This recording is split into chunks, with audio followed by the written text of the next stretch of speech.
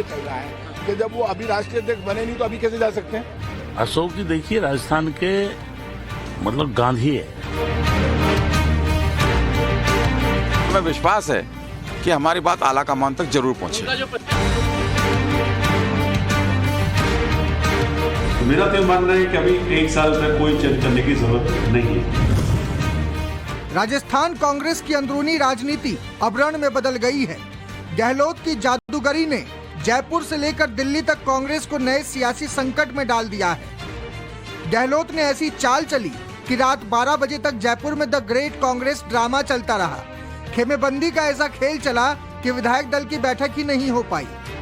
अमूमन यही होता है कि कांग्रेस अपने पर्यवेक्षक के तौर पर केंद्रीय नेताओं को भेजती है, विधायक दल की बैठक होती है और विधायक दल की बैठक में यह प्रस्ताव पास किया जाता है कि लीडरशिप इस बाबत फैसला ले कि मुख्यमंत्री कौन होगा। इसी तरह के फॉर्मेट के तहत आज राजस्थान में भी बैठक होनी थी, सीएम आवास पर बैठक कॉल की गई थी, लेकिन उससे पहले शांति धारीवाल के आवास पर बैठक का दौर चला और एक एक कर जो संख्या रही विधायकों की वो बढ़ती चली गई। विधायकों की राय लेने के लिए दिल्ली से पर्यवेक्षक के तौर पर मल्लिकार्जुन खड़गे और अजय माकन जयपुर पहुंचे थे। दोनों नेता बैठक के लिए इंतजार करते रहे, मगर गहलोत गुट के विधायकों ने मंत्री शांति धारीवाल के घर बैठकर नई रणनीति बनाई और फिर स्पीकर के घर जाकर इस्तीफे सौंप दिए। सीपी जोशी के घर के बाहर मौजूद हैं और बसों में बैठकर वो विधायक यहाँ पहुंचे हैं जिन्होंने यहाँ इस्तीफा जो दे दिया है। संख्या लगातार उन विधायकों की बढ़ रही है जो इस्तीफा दे रहे हैं। पहले 80 की संख्या थी, अब कहा जा रहा है 90 तक ये संख्या पहुंच चुकी है।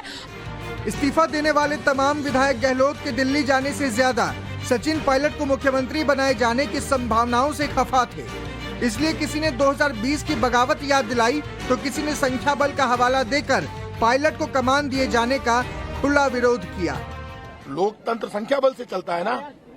राजस्थान के विधायक जिसके साथ होगा वो लीडर होगा ना। 100 क्रॉस एमएलए एक तरफ है और 10-15 एमएलए एक तरफ है। वो मेरी बात सुनिए, 10 अपनी अपनी बोलते रहेंगे, 10-15 एमएलए अपनी बात कहेंगे, उनकी सुनी जाएगी। लेकिन सर हमारा मुद्दा एक है, जो कांग्रेस अध्यक्ष श्रीमती सोनिया गांधी जी, राहुल गांधी जी और कांग्रेस के प्रति जो लोग निष्ठावान हैं, जो निष्ठावान रहे हैं, उनका पार्टी पूरा ध्यान रखे। जयपुर की सड़कों पर जब गहलोत गुट के विधायकों की बस दौड़ रही थी और स्पीकर सीपी जोशी के घर जा रही थी, तब कांग्रेस आलाकमान को भी खतरा महसूस हुआ। लिहाजा कांग्रेस के संगठन महामंत्री केसी वेणुगोपाल ने अशोक गहलोत को फोन लगाया और डैमेज कंट्रोल करने को कहा, लेकिन गहलोत ने ये कहकर पल्ला झाड़ लिया कि उनके हाथ में कुछ भी नहीं, लिहाजा वो कुछ कर ही नहीं सकते। मतलब गहलोत ने ऐसी बिसात बिछाई कि चुनौती सीधा 10 जनपद को दे दी। अशोक गहलोत की इसी जादूगरी ने राजस्थान कांग्रेस में नया टकराव शुरू कर दिया है।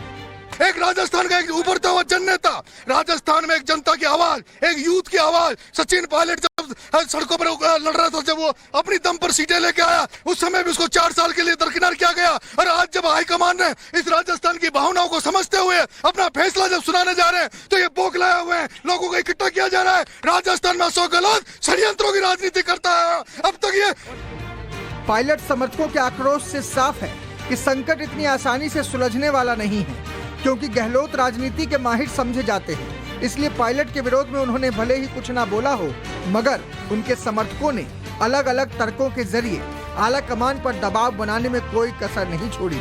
दबाव बनाने वालों में वो निर्दलीय विधायक भी शामिल हैं जिन्हें गहलोत ने मंत्री बनाया है। जो विधायकों की भावना है उसके अनुरूप होगा तो सरकार चलेगी, और विधायकों के अनुरूप भावना नहीं होगी तो सरकार चल सकती है क्या? सरकार गिरेगी, समर्थन वापस।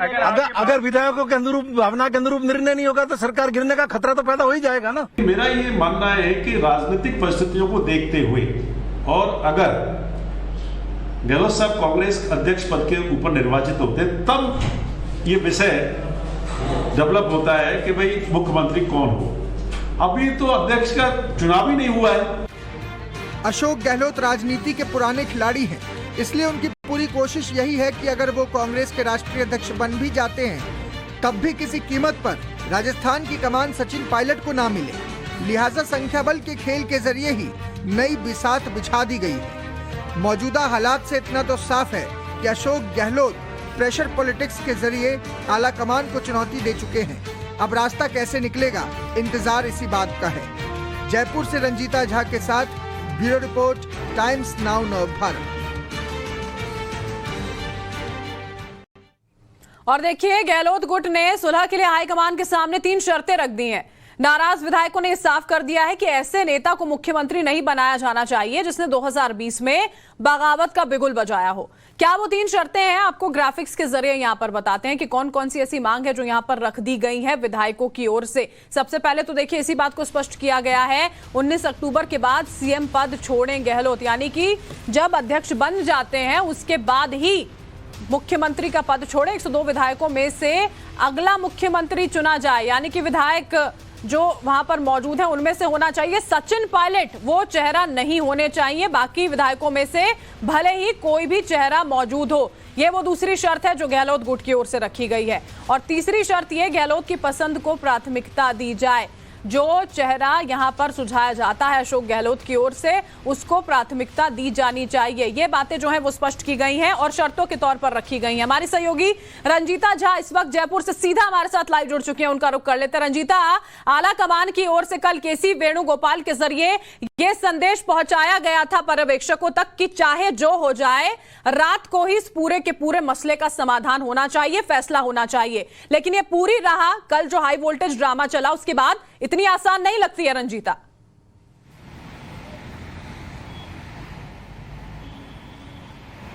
देखिए, कहते हैं कि राजस्थान में अशोक गहलोत का जादू चलता है और कच्चा खेल अशोक गहलोत कभी नहीं खेलते।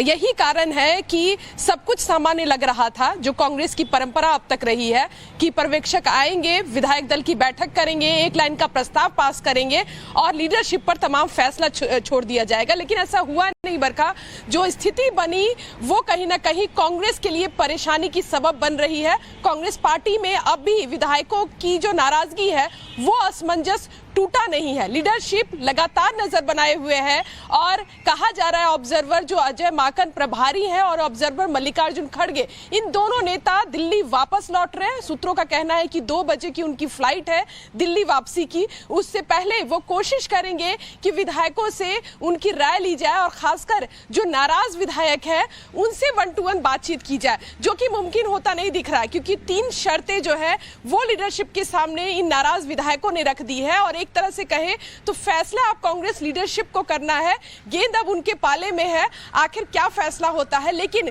कोई सख्ती भी बरती जा सकती है, क्योंकि जिस तरह से यहां विरोध किया गया, विधायक दल की बैठक में शामिल नहीं हुए विधायक, तो ये कहीं ना कहीं कांग्रेस की लीडरशिप को चुनौती देने वाली बात है। और अशोक गहलोत जो है वो अब तक ये कहते रहे कि मैं कांग्रेस का एक वफादार सिपाही हूं, फिर आज इस सिपाही ने ये तेवर क्यों अपनाया। हालांकि वो फ्रंट पर नहीं दिख रहे हैं, वो कह रहे हैं कि विधायक स्वतंत्र है, विधायक अपनी बात रखे। लेकिन बतौर मुख्यमंत्री ये जिम्मेदारी अशोक गहलोत की भी थी कि जब विधायक दल की बैठक कांग्रेस लीडरशिप की तरफ से अनाउंस किया गया था तो उसमें विधायकों को बैठाना चाहिए था, विधायकों की बातचीत होती और उसके बाद नाराजगी का दौर चलता। लेकिन उससे पहले ये खेल खराब हो गया। कल देर रात तक इंतजार किया गया मुख्यमंत्री आवास पर विधायकों का। कहा जा रहा था कि सीपी जोशी के पास अपना इस्तीफा सौंपने के बाद मुख्यमंत्री आवास ये विधायक आएंगे, लेकिन लीडरशिप के साथ जो बातचीत हो रही थी वो आगे नहीं बढ़ पाई और वार्ता टूटने की वजह से तमाम जो विधायक हैं वो अपने अपने घर लौट गए।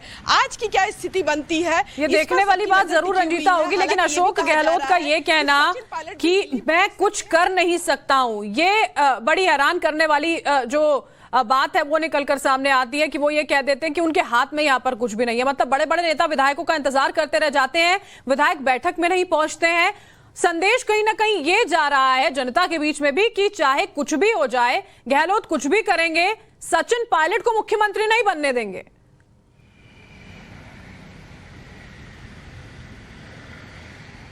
बिल्कुल सीधा संदेश है ये कोई नहीं समझ रहा है या समझ के भी ना समझ बनने की जो कोशिश हो रही है वो गहलोत गुट की तरफ से। महेश जोशी जो कहा जाता है कि अशोक गहलोत के गुट बुक में सबसे करीब के नेता माने जाते हैं, मंत्री भी है, कैबिनेट मंत्री का दर्जा उनको प्राप्त है, मुख्य सचेतक है।